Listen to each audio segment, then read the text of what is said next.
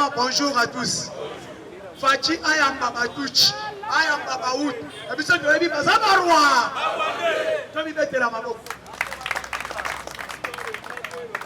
Est-ce que Robert Ouaza congolais? Est-ce que Robert Ouaza congolais?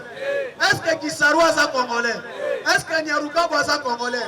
Est-ce que Geneviève Vihiniago Ouaza congolais? Baza Banane. Baza Mawapi. Baza Mawapi. Combattant, Fachi Ayambi Bango, parce que tu sais une unité. Mais tu m'as dit que Bango Balini Congo, Bango Bazana intention Moussou na kati ya RDC. Fachi à cause de Robert ou à Pessie Bible, a déyé de Genèse dit Apocalypse, Robert ou à changer. Fachi à cause de Claude Niarurugam, a Pessie beaucoup, a déyé au Pessie au Bandeli au Pessie Baptême. Esprit nae azaka karwa. Le moment est arrivé. Sorti que Bomoni Tilelo. Bluetooth mode. Tilelo. Situation à Est. Le temps est arrivé pour que le Congo soit libéré. Et Congo sera libéré par qui? Grâce à l'appui des Congolais et de vrais présidents qui est Félix Antoine Tshisekedi Tshilombo. Na kamwe lobi. Benga moko na zoka kwa lelo. Na la na France 24. Martin Fayulu a dit Félix Tshisekedi Rwandais. Allez-y comprendre. Martin Fayulu a dit Monsieur Tshisekedi Tshilombo c'est un Rwandais. Allez-y comprendre. Ceux qui font dire à Rwandais, Fayulu Azana. Et ça peut pas vous Fayulu, moi na ya Etienne Tshisekedi Tshilombo, moi na ya Etienne Tshisekedi, yo obengi roi, si quoi Fayulu to kobenga yo na?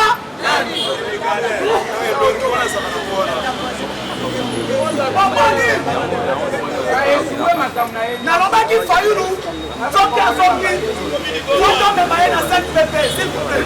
Combattant mon bois Kabaki, Fayulu to Maïna 7PP. Fayulu faut que les 7PP, yo soigné ya Moutou. Donc on va perdre, pas manette, on va perdre de mon assiette. Donc tu es qui mon assiette. Parce que Oyo est comme une maladie. Fayulu a fait na France 24 journalistes à Tounier. Makambazo le besoin c'est lié. Oh, mais c'est Tshisekedi, c'est un Rwandais. Il joue les jeux de Rwanda au Congo. Mais je suis un pasteur allemand. Alors, Biboy, RDC 98-2003. Les gens qui ont dit, oh, Congo, il faut pas balkaniser. Échoué. Dans le moment de Covid 2022, à Monisikoyo, Moulongo, il y a investisseur opérateur économique dans la République démocratique du Congo. Dans la zone de Maloba Herman Cohen. Mais c'est Cohen Herman, Maloba qui clair. Le temps du Congo a sonné. Même Tchambambi, même Tokangi Maï, et Kossi Balisusu, surtout pour nous les Américains. C'est le moment maintenant de profiter avec M. Tshisekedi, comme il y a un partenaire privilégié. Bakana quand il y a conseil de sécurité en Nations Unies. Basangani, Balobi le Congo est sous l'embargo. Yo combien? Babi Congo est dans l'embargo. Ba notifier RDC. L'autre yéti na gouvernement ya notification. Moi je sommes ba armes zate, moi je sommes ba avions de chasse, tous les matériaux de combat exactés. Pour quelle raison? Pour que le plan de Tuchi, Ambir et Matuchi, et pour qu'ils s'en manèrent à Katakamona États-Unis. Parce que Est Wana va créer une république de volcans. Et puis El Basala Kayango. Certains infiltrés au Congo sont là. Mais Bissabino Awa. Pendant 2 semaines. Avant de soit territoire, moi qu'on a Est. Avant de soit Ruchuru. Il y a eu une réunion et seulement dans Mounion. Au Bazara, on a l'obéi. Les réunions et seulement dans Mounion. Kabila a participé à la réunion wana par visioconférence wapi à partir à Kachamata awa basanganaki na ndako ya maître Azarias Rubewa Claude Nyaruga quelques touches bafandi pour participer à la réunion. Comment faut faire pour que Rutshuru est tombé? Comme Tshisekedi ne veut pas le dialogue, négociation avec nous, Rutshuru tombe. Comme avant tomber, état de siège à quoi il a récupéré Ituri. On va récupérer Ituri, moi je considère la Sud qui faisait. Pourquoi? Parce que les militaires ougandais ont maintenant opération militaire dans Sud Kivu. Donc récupérer Ituri et comment? Et qu'on peut s'amuser facilité pour imposer dialogue, pour négocier. Mais comme Félix Tshisekedi était malin, mais plus intelligent, Félix Tshisekedi a multiplié la diplomatie avec certaines nations puissantes du monde. On peut faire cet exemple. Nous avons 5 continents. Dans 5 continents, quel est le pays plus puissant en armes? Parmi les top 10, l'Afrique est allée 0. Et Satan, grande puissance aujourd'hui, Amérique est à Monaco. Amérique n'est pas fort aujourd'hui. Si Amérique était fort aujourd'hui, Russie mais la zone cocaté. Mais ce qui est là, c'est comme les États-Unis. Pas question de continuer à armer dans le Congo. Parce que l'Amérique a sous ma casse sur le plan armement. On obtient les premières puissances. La Russie, aujourd'hui Corée du Nord, aujourd'hui Chine, aujourd'hui Iran, aujourd'hui Irak, aujourd'hui Israël. Les pays asiatiques qui font faux. Les gens font faux. Sur le plan économique, les gens asiatiques font faux. Donc, on a les États-Unis, tu vois. Armée coréenne du Nord, l'armée française, pas qu'elle habite Tumba. Armée iranienne, l'armée française, vous allez comprendre que autant on a les sur le côté. Autant on ne faut pas penser de ça. Mais on dit Fatia Fandi. Alors, ok, merci. Le Boboyi. Poutine a fait une conférence de presse à Pam. Alors, il est pas FIFA. Il est pas FIFA. Alors, faut qu'on dise le bagage à base. Poutine a dit qu'en 2 minutes, le Congo c'est un pays indépendant. Le Congo c'est un pays indépendant. Et un pays souverain. Oh, il y a ce Congo Koluka. Je ne peux pas seulement envoyer les armes. Comment ce que c'est hélico de combat à Kosoya? Comment ce que c'est avion de chasse à Kosoya? Comment ce que c'est Alingi Mituka? Nous sommes Alingi pendant que vous dites 1-23 à Kosoya. Et sans condition. L'objet n'a pas Congo. Oh non, sanction est hein? Mini, on va faire sous sanction. On a fait une notification. Maman Tosali. Herbayoki. Babou. L'avion de chasse est pilonné. Pilon croyé. Non, sanction est Maman n'a pas la lobby dans mon attente sous. Avion est le mabe ya Chine. Na Goma oh non, toi il y a pas dit des alakati avion wana. Et là, on dit les alakati. Je le dis, tu as autre chose, maman, ça ou y'a soda. Oh, bon, la mime, oh, avion, on a moudane, on a mine des alakati. Oh, t'es pas là, gouvernement, mouyaya. Alors, vite, les hommes ont dit, maman, ça ou y'a soda. Le sang bien, on a Chine. Je vais te dire, mouyaya, quoi, t'es mou. Alors, bien, ça n'a pas d'utilité. Les hommes ont dit, maman, ça ou y'a soda. Parce que c'est que des guerres. Kakalo Missus 14 avion Moussous il y a des Ukrainiens. La Congo est Barbe ya banane. Tiki. La Congo est. Tu as vu ce que ça va tenir à Basso. Oh non. Mais la RDC a un indice militaire. Elle va piquer comme un tennis. Tony Gitoyeba. Puis là, qu'on y a ça comment Aliga Salani. Combattant, est-ce que Bino vous êtes d'accord dans la position des États-Unis? Vous êtes d'accord dans la position de France?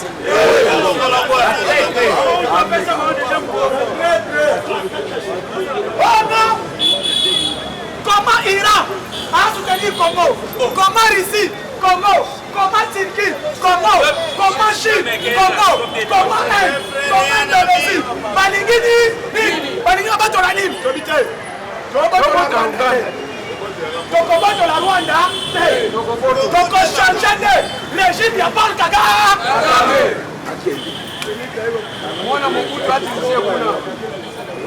Diakomoni, Pasteur Rwanda Mopalobi, Félix, Maoutou Batuchi, Netalinité, Mabissa Tolobia, Moutanio Komoza Paul Kagame Zabarwande. Bissa Tolobi, non. Comment est-ce que les Barwandais nous sommes? Voyez bien, comment est rendre Rwanda Awa, président de la République, Joseph Kabila. Comment est Rwanda rendre Tuchi Awa, vice-président de la République, Azaria Soubé. Comment est rendre James Kabarebe Awa, chef d'état-major général, Azaraki Roi. Yebisana Roi, Congolais dit, Azar chef d'avenir à Rwanda. Congolais dit, Azar chef du quartier à Rwanda. Mais les combattants, Tchaya Manabutu, fini la reine du Rwanda au Congo. Herman Kowana Lobby, Amani Huawei, Samsung, iPhone, toutes ces entreprises terminées, elles ont campagne aux États-Unis, elles ont gagné la Congo. Pourquoi tous ces matières étaient volées par Paul Kagame? Et maintenant, ces entreprises, comme ils la Kagame menace. Voyez, Bisa Kibiso. Est-ce que ça m'appelle Nabino comme moi, Botola Yango? La qui ça, Bisa, côté au père, Belgique, Manoko. Non, pas le dire. Je n'ai jamais connu un tribu qu'on appelle Tuchokomo.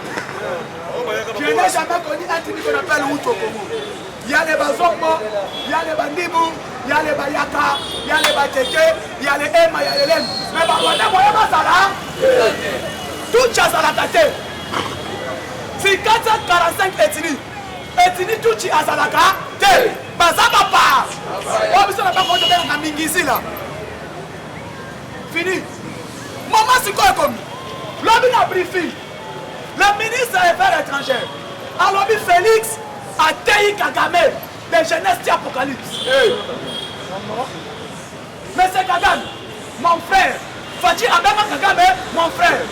Pour la paix, Toyokana. Doit travailler dans le corps économique. On a Bissona Bino.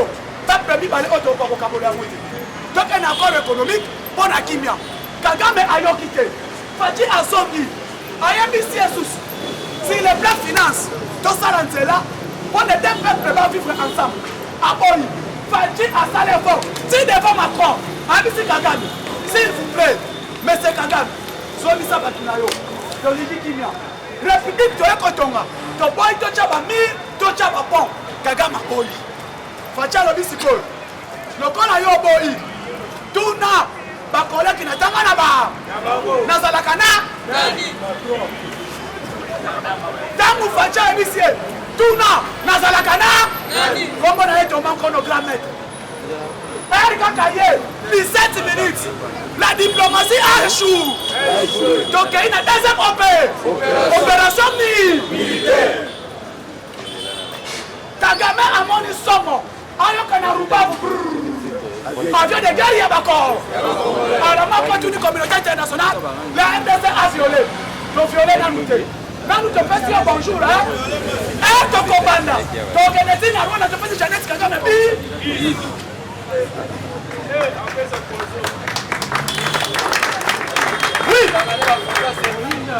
Rien à aussi mettre la photo, il y a ça.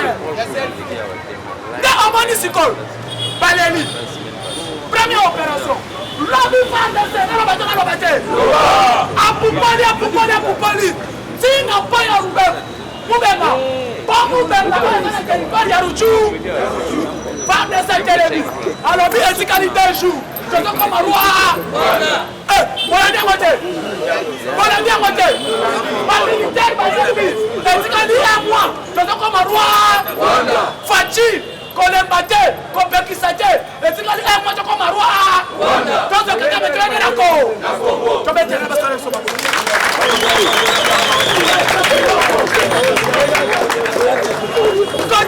Il est best FIFA. Il est best FIFA. Willy Moma, porte-parole à 1-23. S'il vous plaît, Tshisekedi. Tochana, c'est tout ça.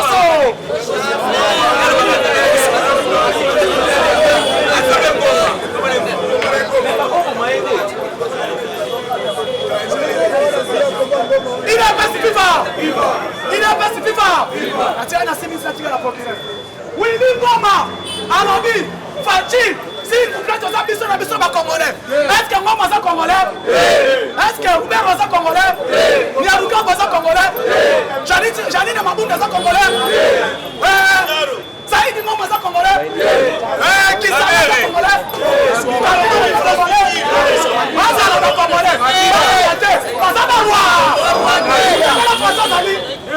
La France, vous t'aidez la Française Ali. Vous t'aidez la Française Ali. Vous y'en la Française Ali. Babé Makenan.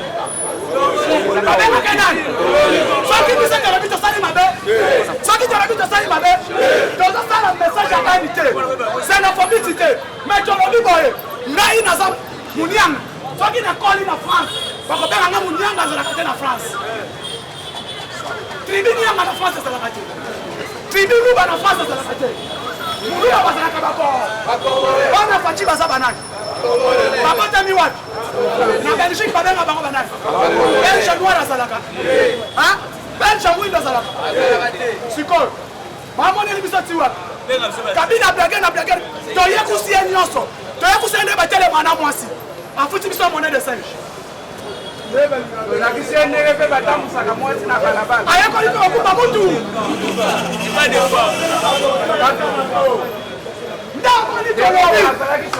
Combattant et coquille.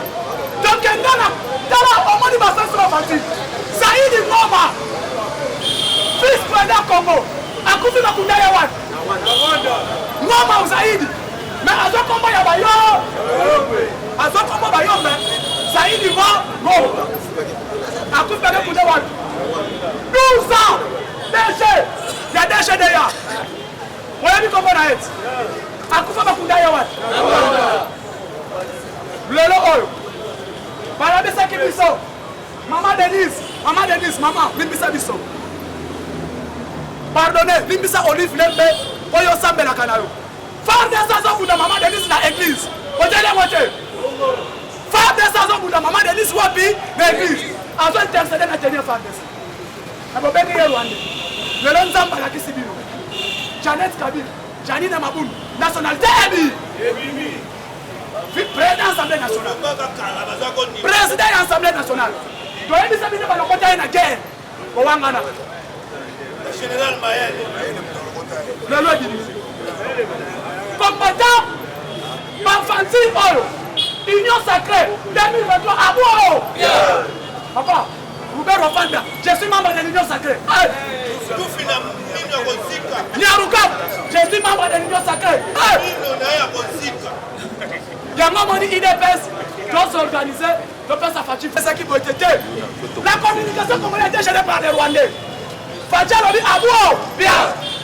Kenya na poste, benga ba déchet. Si quand ba doit passer la poussée na volonté mo konzambo. Passer la monde ndenge balini. Toyebi bango basa muke. Ba ministre na volonté chef d'État ba muke.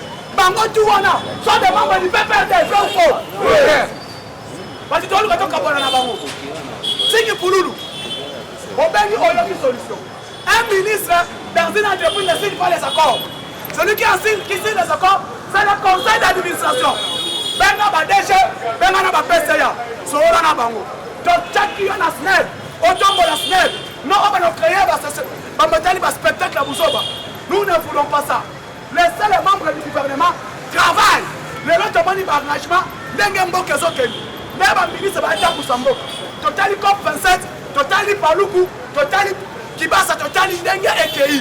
Les lois, toutes les entreprises sont prêtes. Huawei, et il y a la Congo. Samsung, et il y a la Congo. Yo, comme on interprète le ministre, parce que yo qui banque aux Oya, Oyiba. Les lois, le matin, dit Bayango.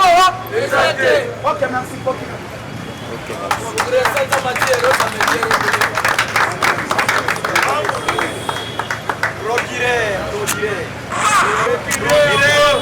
Et viva! Viva! Va-t-il faire? Béton! Va-t-il faire? Béton! Le talent chef d'État m'a pas au macaque. IDPS viva! Combattant, il faut oyeba doutu wapi toza kokende wa IDPS viva! Combattant, pouvoir babotamaka nango. Fayulu abotama na échec sur le plan politique ti mokolo akokufa tolobi mabe. IDPS viva!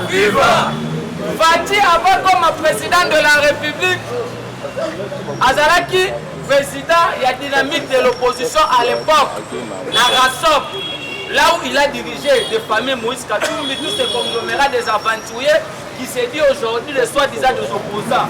IDPS viva! Fati a comme président de IDPS à l'époque après la mort de papa Etienne Tshisekedi Tshilombo. Donc vous savez, Mouké Fati a commis président de la République démocratique du Congo. IDPS viva! Fati a comme le deuxième vice-président de l'Union africaine. Moi, Mouké, premier vice-président de l'Union africaine. Comme président de l'Union africaine. C'est pour vous faire voir quoi Fati a botama déjà dans Kimokondi. Il a été préparé déjà comme président à l'époque pour diriger Mbokale. IDPS viva! Yango de lobby en 2020-2080, Fati empereur du Congo.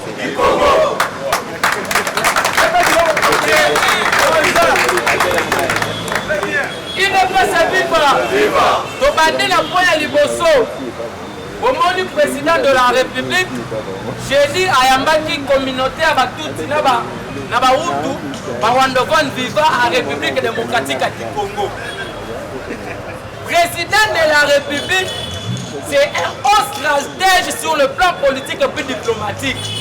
Que jusqu'à preuve de contraire, même la fameuse communauté internationale, pour maîtriser puis comprendre Mokondi Mboka. Je vais vous le démontrer.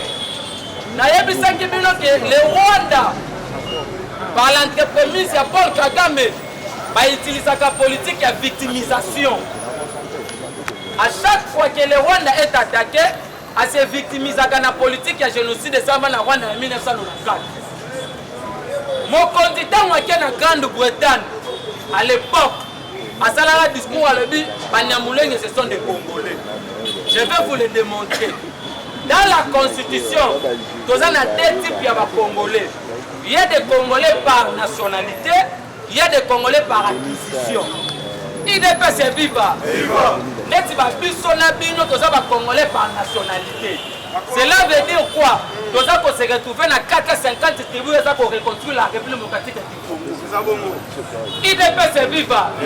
Et maintenant, les Congolais par acquisition. Et ça, le roi Moïse Katou, à Joseph Kabi, à Martin Fayou, à Vital Kamé, à se retrouver dans le Congo après 1960 d'office, ce sont des Congolais par acquisition. IDPS viva! Si on a un moment où il y a guerre, Paul Kagame veut se victimiser en disant, en interpellant la communauté internationale que non, au Congo, on est entré. Il y a Koboma, il y a Kochama, la laisse, Baoutou, on va vivre la carte Mboka na biso. Et maintenant, on dit comme un stratège, il y avait eu cette délégation qui a vu mieux d'aller voir le président de la République. Et le président, comme étant le garant, il y a fonctionnement, il y a une institution, et puis il y a en sorte que pour protéger l'intégrité, combattre la paix bateau. Il leur a rassuré que non, ils seront protégés, sécurisés sur le sol congolais. Mais ce qui est sûr, même les Rwandais qui vivent au Rwanda, ils sont contre la politique. Il y a Paul Kagame. Parce que déjà les lots, le Congo doit accueillir le président angolais Lorenzo. Azo Kitana Congo les lots. Avant-hier, il était au Rwanda pour le Makamboteli insécurité à l'est de la République. Mais de l'autre côté, dans mon conduit à salir discours de conseil à sécurité, Ayebisaki Macron a distribué rapport à la Nations Unies. Espère avant que ma responsabilité est dans la établie. Le président a été clair. Le Le rapport Mapping a été rédigé par les experts onisiennes. Et nous savons, dans les jours à venir, les responsabilités doivent être rétablies. IDPS est vivant. Même ce qui s'est passé à Kisangani, la guerre il y a 3 jours, nous avons demandé à la communauté internationale qu'on puisse créer une justice transactionnelle afin que va rétablir ma responsabilité. Mokonzi ya mboka atchaki ba mindele devant leurs responsabilités en leur disant que ba sala en sorte que bato nyonso basala mabe na République démocratique du Congo bazwa mbano na bango. C'est ce qui a justifié avant-hier.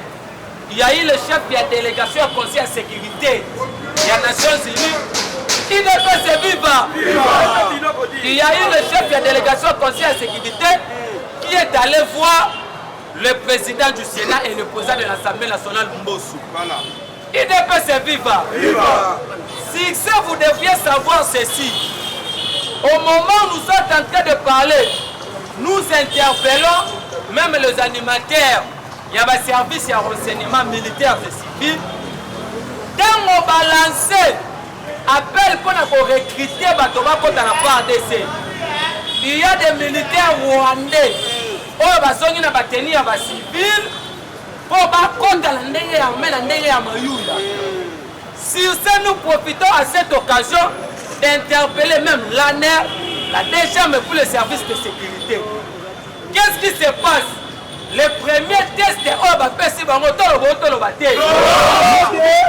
ils étaient 800. Atikali 200. Premier test,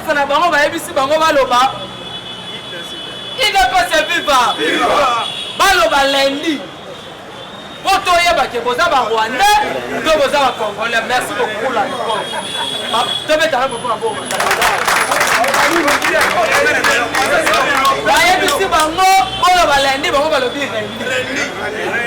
Il ne peut se vivre. Premier test. Deuxième test. Merci beaucoup, papa.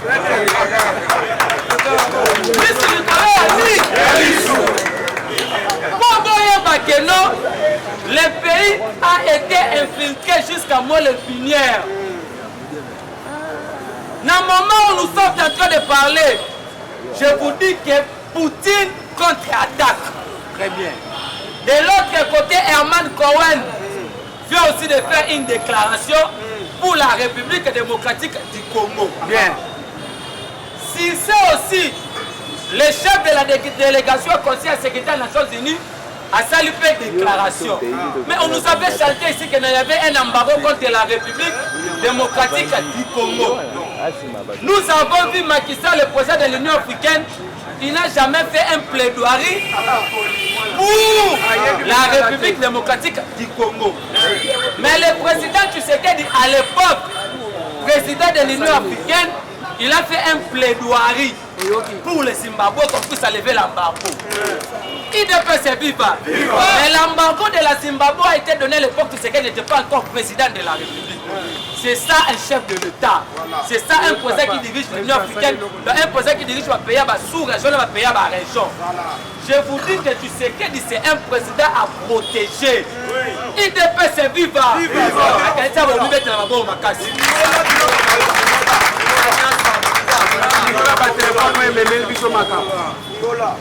Tobandi na koloba boye.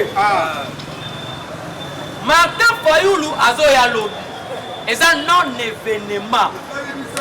Merci beaucoup pour nous les Congolais.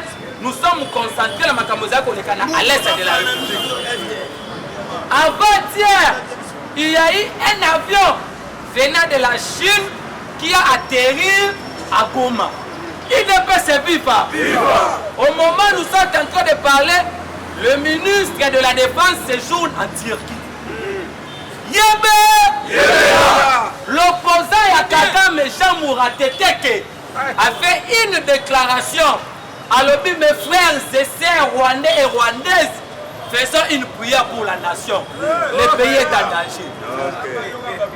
Il ne peut se vivre. L'avion venant de la Chine a atterri dans l'aéroport de Goma. Cet avion est un missile, pas drone, pas arme sophistiquée. Il ne peut se vivre. De l'autre côté, le ministre de la Défense turc a dit que nous sommes derrière la RDC. Je vous dis que la guerre va retourner place Outak.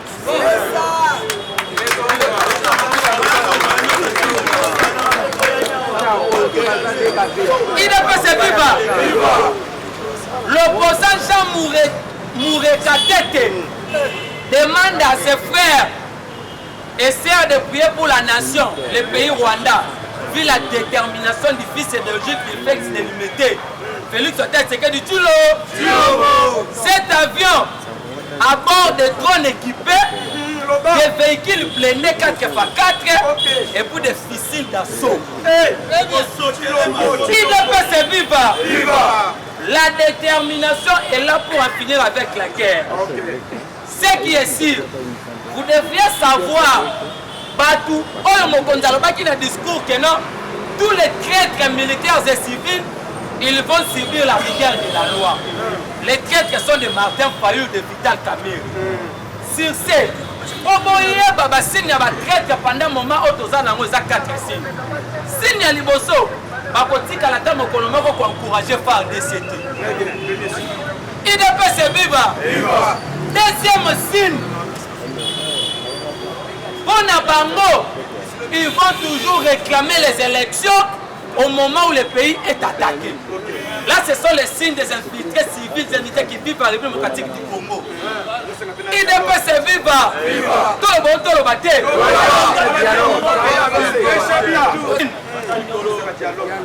Ils ne condamneront jamais l'appui du Rwanda au M23.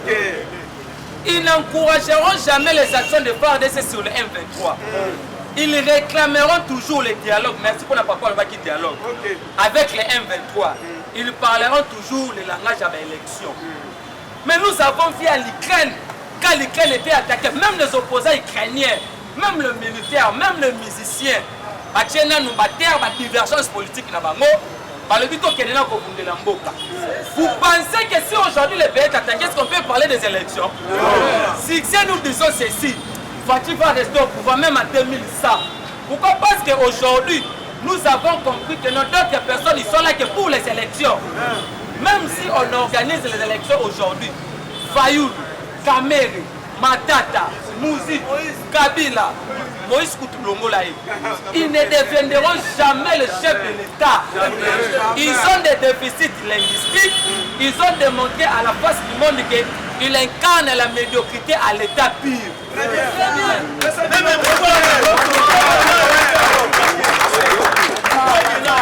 ne peut se vivre. Même Poutine contre-attaque comme Makassi. Poutine a sali sous déclaration. Bon, Mikolo comme au Pessimbo. Poutine a lobby boyé.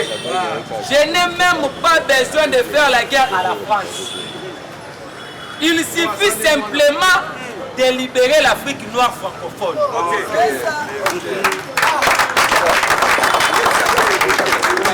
Il n'a pas se vivre. Elle dit, je n'ai même pas besoin de faire la guerre à la France. Il suffit simplement de libérer l'Afrique noire francophone. Elle tombera d'elle-même. Un tel fruit pourri, il ne peut se vivre. Si quand le chef de délégation, il y a conseil à sécurité, après les rencontres avec le président Bassou Koué. Et là, on dit de Beta Miwana. Au lobby, embargo concerne le gouvernement congolais. Mais ils ont concerné les partenaires Oyo, donc notification de partenaires Oyo, ils appellent ça RDC Mando. C'est parce qu'ils ont compris que la Russie est derrière nous. C'est parce qu'ils ont compris que la Turquie est derrière nous. Même les Russes, même le président Poutine, même les Turcs, ils ont déterminé pour sauver la République démocratique du Congo. Cette guerre a pris plus de 3 décennies depuis Maréchal Mobutu. Mais en 1997, c'est lorsque nous avons connu beaucoup de Rwandais dans ces pays. Kabila Rwandais, il a détruit les pays, il a construit Kingakati, Lubumbashi, Bakashamata. Le Kingakati est construit sur les 15 blocs pétroliers. Kabila a beaucoup d'argent, il a construit des immeubles en Italie, il a construit des immeubles en Tanzanie, il y a des écoles partout au monde, même en Afrique. C'est ce que moi j'ai dit ceci. Kabila doit être banni dans ce pays. On doit faire un dossier public à l'égard de Joseph Kabila. Parce que tous les efforts consentis par le président de la République, il y a eu des vidéos, des images qui ont circulé hier. Nos FARDC viennent de récupérer le territoire de Kiwanja. Je vais t'en faire des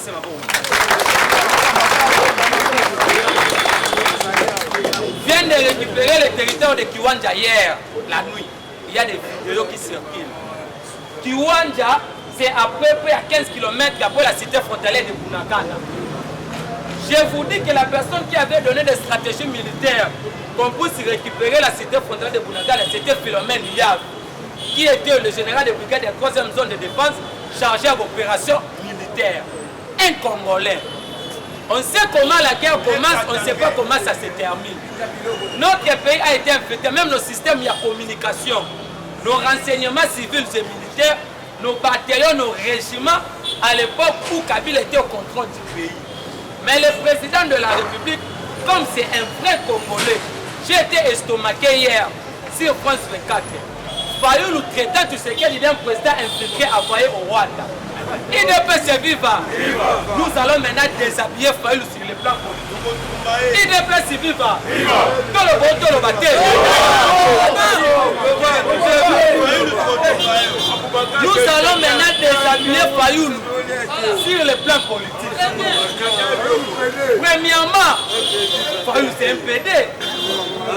Deuxièmement, Fayoulou s'est marié avec une Camerounaise, la petite sœur de Samuel Eto'o, qui Fayoulou gère l'hôtel de Samuel Eto'o en République démocratique du Congo.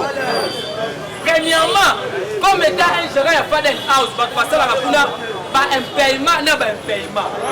IDPS viva.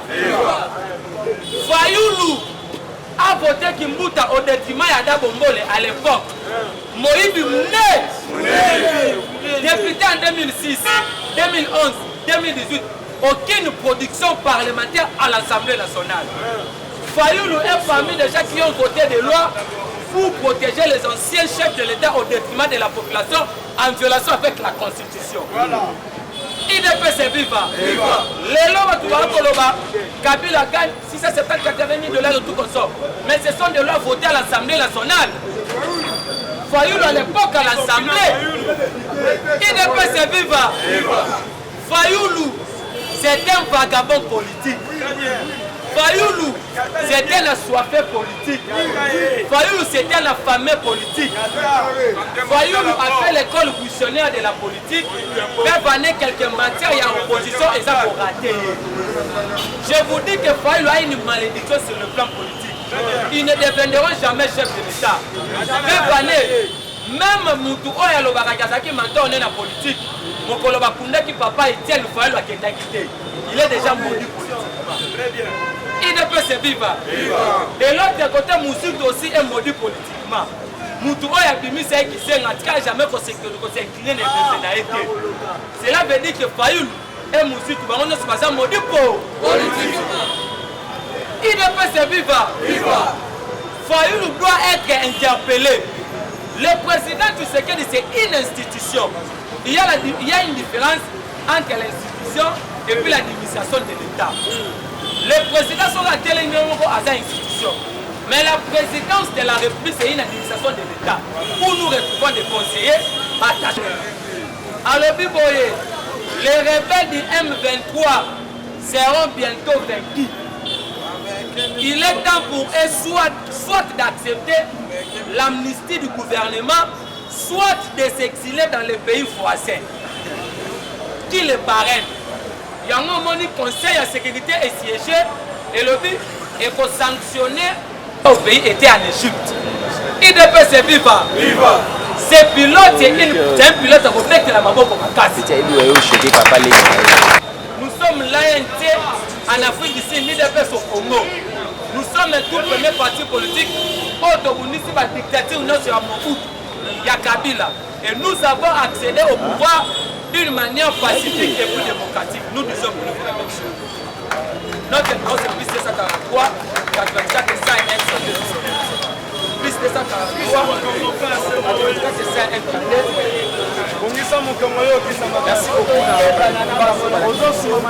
Na Parlement, état de droit, et pas président Moustapha, et nous pensons que nous avons une information malamu, et puis plutôt en ce qui concerne l'Est de la République, notre numéro c'est plus 243 84 101 William 09 notre support de nos partenaires qui nous soutiennent financièrement, moralement et physiquement afin pour accompagner mon compte Mboka, pour accompagner Bisso, en fait de vaincre la guerre déjà à l'est de la République. Pourquoi? Parce qu'aujourd'hui c'est prouvé noir, c'est là que nous allons en finir avec les Nous sommes vraiment, c'est pas auquel nous passons.